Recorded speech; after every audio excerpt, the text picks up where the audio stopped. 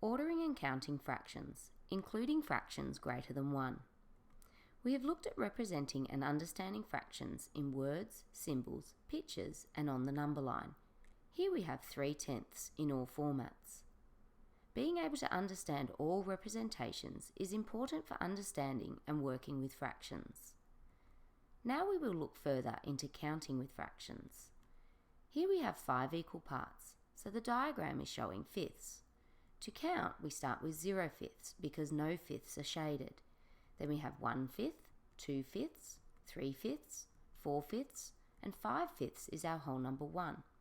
We can keep counting in fifths. Now we have 6/5, 7/5, 8/5, 9/5, and 10/5 is our whole number 2. You can see counting in fraction parts is similar to counting in whole numbers. It is important to know how many parts make the whole. Our denominator tells us this. When the numerator is greater than or equal to the denominator, we call this an improper fraction. Let's look more closely at improper fractions. Take for example our 8/5 from the previous question. Because the numerator is 8 and the denominator is 5, it is an improper fraction. We can see from the diagram that it is made up of 2 parts. We have 5/5 and 3 more fifths. We know that 5/5 is our whole number 1, so we can rewrite the fraction as 1 and 3/5. This is now called a mixed fraction because it contains both a whole number and a fraction. Let's look at another example. See if we can do it without pictures this time. It is showing 14/10 as an improper fraction. We know from our denominator that 10 parts make the whole, so our 14/10 is 10/10 and 4 more tenths. We know that 10/10 is our whole number 1, so 14/10 is 1 and 4/10. This is now written as a mixed fraction. Knowing how many parts make the whole is the most important part of understanding how to convert improper fractions to mixed fractions. Remember, our denominator tells us how many parts make a whole. Improper fractions have a numerator that is greater than or equal to the denominator. For example, 14/10 or 8/8. Both are improper fractions. Mixed fractions are written as a whole number and a fraction part. So 1 and 4/10 or 3 and 7/8. Both are mixed fractions. Let's look at fractions in context to help us work with and understand fractions. Here we have 2 chocolate cakes that have been cut into 8 equal sized pieces. So we have 16 pieces altogether. Each piece is 1/8 because we need 8 pieces to make one whole cake. Therefore, we have 16/8 to make our 2 cakes.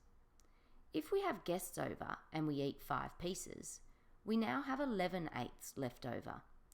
We can see that our 11/8 is 1 and 3/8 as a mixed fraction.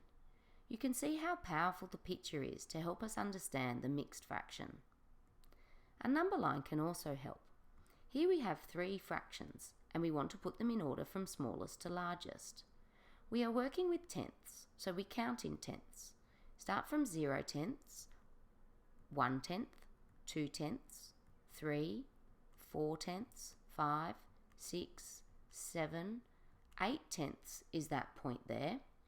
Then we have 9/10, 10/10 is our whole number 1, 11/10, 12/10 is that point there, 13/10, 14/10, and 15/10 is that point there. Now we can see that 8/10 is the smallest fraction, followed by 12/10 and then 15/10.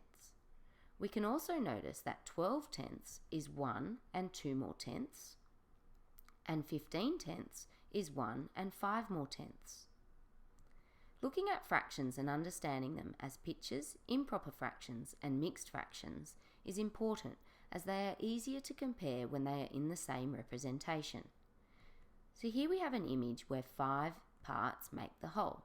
So fifths, we have 6 parts shaded. So as an improper fraction, this is 6/5. And as a mixed fraction, we can see 1 and 1/5. Next, we have an image that shows 8 equal parts make the whole. So eighths. We have 13 shaded, So as an improper fraction, this is 13/8. As a mixed number, we can see 1 and 5/8. Understanding all representations of fractions helps us to work with fractions in any format. Words, improper fractions, mixed fractions, and pictures. If you get stuck on any, being able to draw a picture is probably the most powerful way to understand the fractions.